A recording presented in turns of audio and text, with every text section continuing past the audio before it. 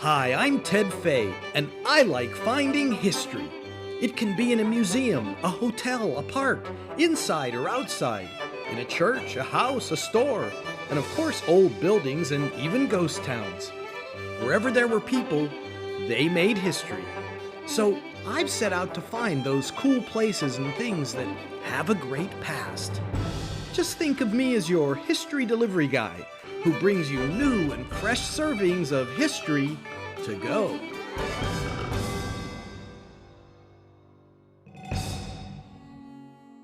Just off of Highway 95 in the town of Goldfield, Nevada, stands a proud old structure. Over the years, it housed a number of businesses, including the bank of John S. Cook. The structure itself has survived fires and floods, and now on special occasions, the current owners allow visitors to explore the insides of this true ghost town gem. We've been hearing the story of John Cook and his bank and his journey through Nevada. But this particular building also seems to have a reputation for having other residents. So what I'm going to do is just do a little exploration. We're just going to start off on the third floor, and then we're going to go all the way down into the basement. And I have an app called Ghost Radar. And when there's a spirit nearby, a little orb shows up there. And then it also tells me if there's any words that it's speaking. If the spirits decide to say anything while we're roaming around, we'll hear what they have to say. So let's go on our little ghost adventure through the Cook Bank building. Before we decided to hunt ghosts, I asked my friend John Ekman to give us some history about this building and about the man, John Cook. Well, my name is John Ekman. I'm the president of the Goldfield Historical Society.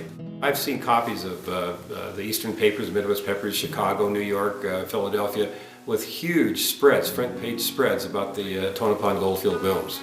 Goldfield, in fact, deserved its reputation of being the world's greatest gold camp. That's what the papers of the time described it as. And it attracted the attention of a guy in Ohio. Yep, John S. Cook.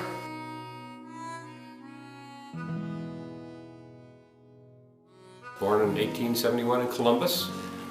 In his 20s, I guess he got the wanderlust and he went to seek his fortune in Nevada. Obviously, the excitement in Tonopah, the big silver strike in 1900, must have piqued his interest to a degree because that's what got him to move out to Nevada from Ohio. So I think it was the excitement in Tonopah. Any young 20s red-blooded American would at least try their luck in a booming mining town. Speaking of luck, we were still trying our own luck with discovering some paranormal residents in Mr. Cook's bank.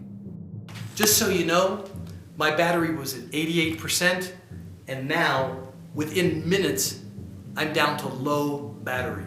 So, let's see what we can squeeze in on our phone with my Ghost Radar. Well, I wonder if Mr. Cook, even though he never worked in this bank, because it just carries his name, I wonder if he ever visits this place. All right. Everything, it seems, takes time. Looking for ghosts or building a successful bank. When John Cook arrives in Tonopah in 1901, he starts a lumber company, a lumber yard, which he ran for a year apparently unsuccessfully. So by 1902, he was with new partners, George Nixon and Tasker Odie. They wound up establishing the 9 Ormsby County Bank. They became quite successful. In 1904, John S. Cook found himself to be one of the more prominent citizens in Tonopah. And I don't know how a person gets to that point so quickly, although maybe in a boomtown you do. But he slingshot to prominence real quick. With a good start in Tonopah, it was prime time to head for Goldfield. So that very same year, he moved to Goldfield. So 1904 finds him in Goldfield with his brother Herbert, starting a banking operation. And by 1905, George Nixon from Tonopah, remember, and a new partner, George Wingfield, decided to support him with their capital to build the John S. Cook and Company Bank. Goldfield is full of remnants. like this ornate bank vault which stands all by itself. This vault is all that remains of the Nye Ormsby Bank, which was owned by John Cook's partners. And though nothing remains of Cook's original bank, Cook's business journey began near here, and he quickly realized that Goldfield was like no other town he'd ever seen. John Cook came to Goldfield and found a very, very, very lively town. A town that was growing by leaps and bounds. The gold seemed to have no end. They were shipping $100,000 worth out. They had expected the arrival of the first railroad in 1905 and two more in 1906. It was to develop a population over 20,000. It was a 24-hour town. There were folks from mining engineers to geologists to bankers to businessmen, all the way down to the folks that were just trying to find their newfound wealth by digging in the ground. Just like Mr. Cook, I was on a journey of my own. So now we've come down to the second floor. I've got a little orb here. Looks like there might be somebody in front of us right there. No. Is anybody talking? 2 words so far. First word is Tim, and the second word is without.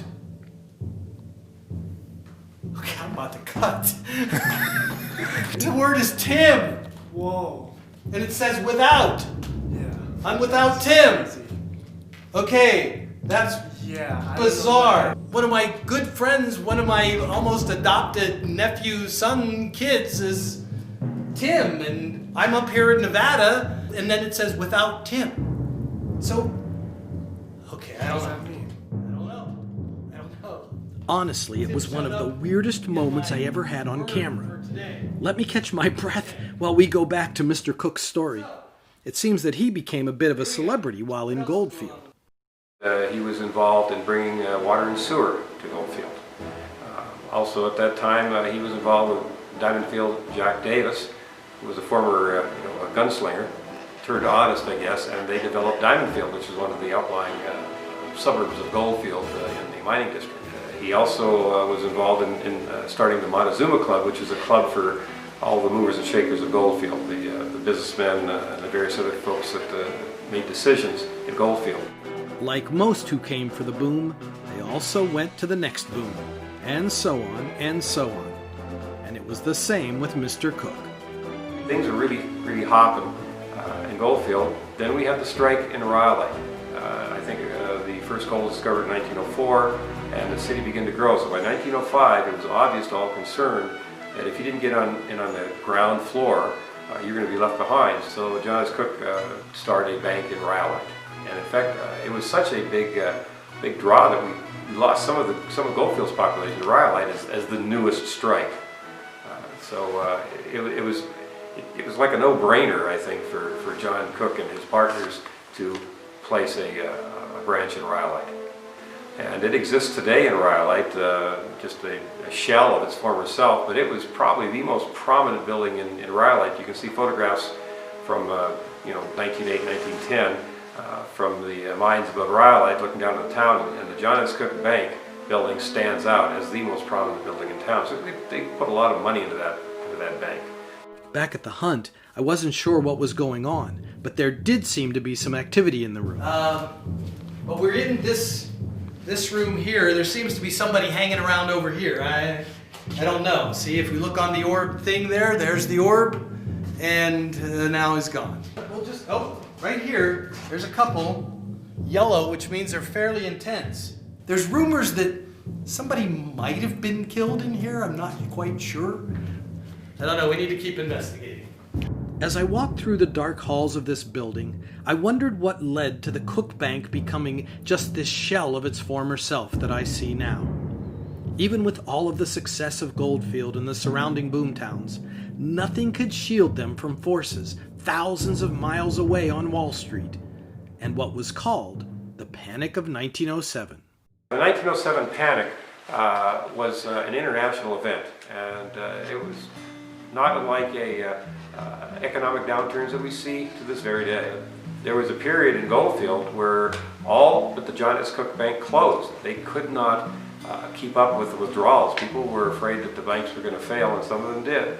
And they were trying to withdraw all their money, and some of these banks did not have sufficient cash on hand to pay off all of their, all of their depositors.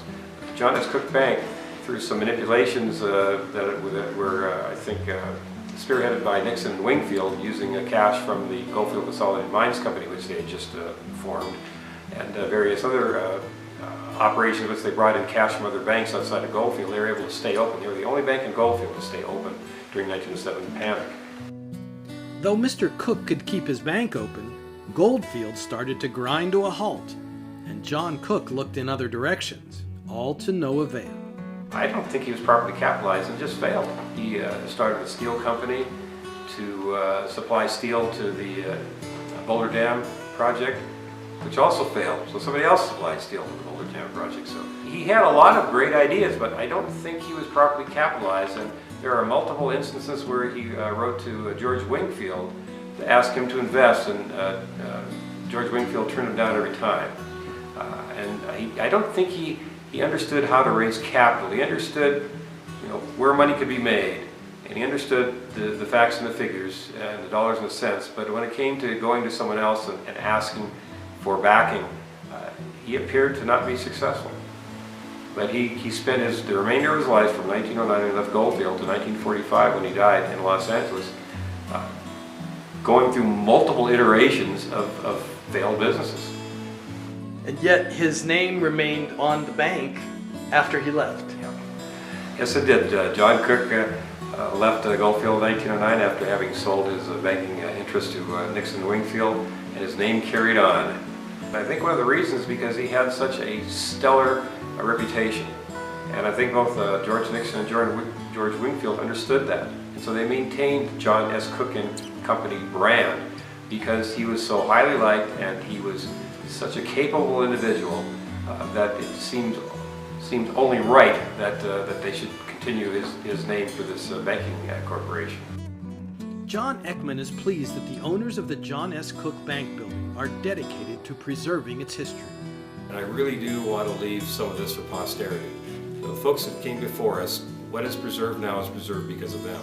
And I want to see future generations see this same preservation of our American culture, of what it was like at the end of the Western frontier in the last great gold camp, the last great gold mining town, and to help them better understand where we come from and maybe help them understand which direction we need to be going.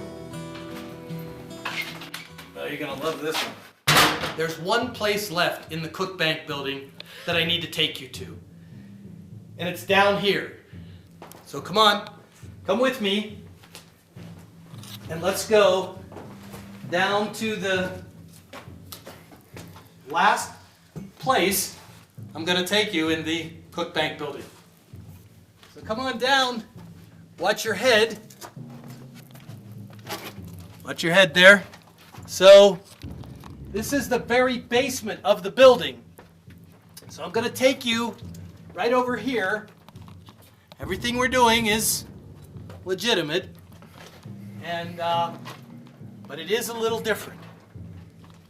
There's one last vault remaining here, but you can see up here the words, and it should say United States Trust, and that's who was in this building. Here it is. My hometown, Pittsburgh Safe Company, Pittsburgh, Pennsylvania. That's my hometown, Steelers fan. But beyond that, I do have some ghosts hanging around. So we've just got a whole smorgasbord of emotions going on right now. And this is about as sort of odd as you can get. In the bottom of a vault, underneath the ground, in the ghost town of Goldfield, Nevada. But those are the kind of predicaments we get into in History to Go. So, this is the end of our show.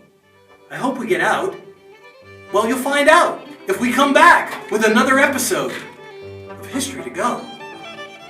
All right, you guys, let's, Joel, you ready to try to get out of here? Let's, come on with me. I don't want to leave you. All right.